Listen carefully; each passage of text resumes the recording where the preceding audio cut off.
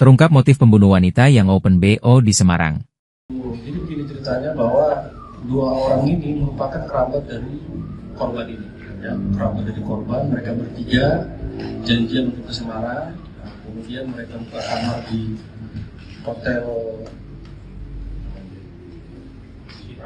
Citra Grand, ya. Di situ kemudian karena korban sudah berkomunikasi dengan tersangka, sehingga dua orang ini keluar dari kamar tersebut dan tersangka masuk ke kamar ini. Dini hari yang sunyi, Senin 9 Juni lalu, sebuah kamar di hotel ternama di jantung Semarang, Jalan Imam Bonjol, menjadi saksi bisu sebuah tragedi mengerikan.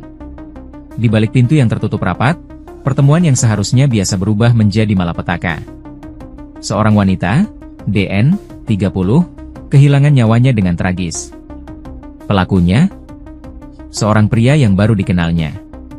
Pelaku, Aditya Dwi Nugraha, 26 tahun, pria asal Kendal dengan rambut gondrong dan jenggot tipis, sehari-hari bekerja sebagai sopir. Malam itu, melalui aplikasi online, dia memesan jasa wanita panggilan. Pertemuan terjadi sekitar pukul 04.00 waktu Indonesia Barat. Namun, di dalam kamar, amarah Aditya memuncak. Menurut pengakuannya sendiri kepada penyidik, dia merasa tidak puas dengan layanan yang diberikan korban. Ketidakpuasan itu berubah menjadi amuk mematikan. Aksi brutal itu terjadi.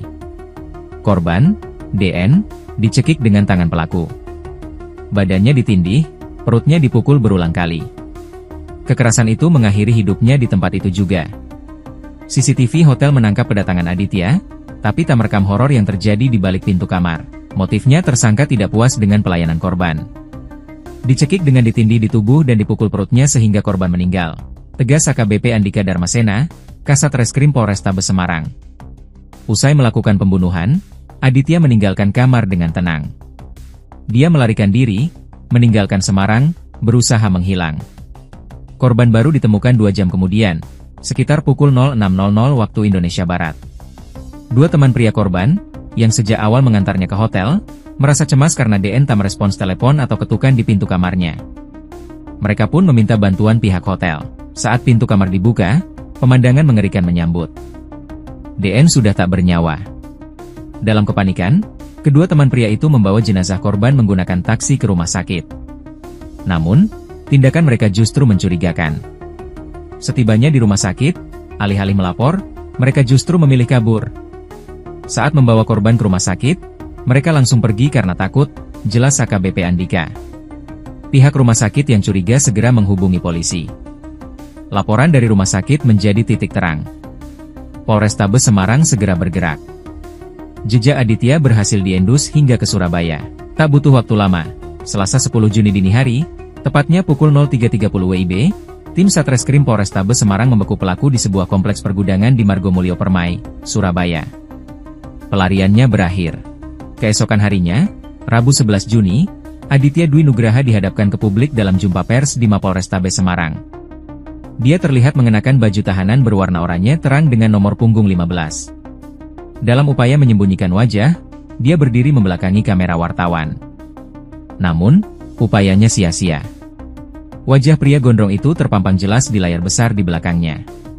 Polisi juga mengonfirmasi dua teman korban yang kabur dari rumah sakit telah diamankan untuk dimintai keterangan.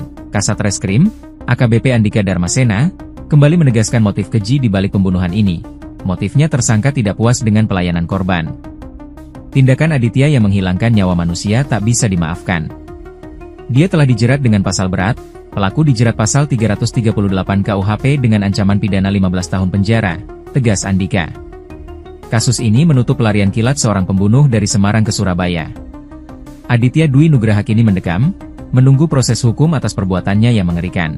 Tragedi di kamar hotel Jalan Imam Bonjol itu meninggalkan duka dan pertanyaan. Bagaimana ketidakpuasan sesaat bisa berubah menjadi amukan fatal yang merenggut nyawa? Hukum akan berbicara, namun nyawa DN takkan kembali. Ini menjadi peringatan kelam tentang konsekuensi kekerasan dan pelarian yang sia-sia dari jerat hukum. Ikuti terus informasi-informasi terkini lainnya di SIB News Network.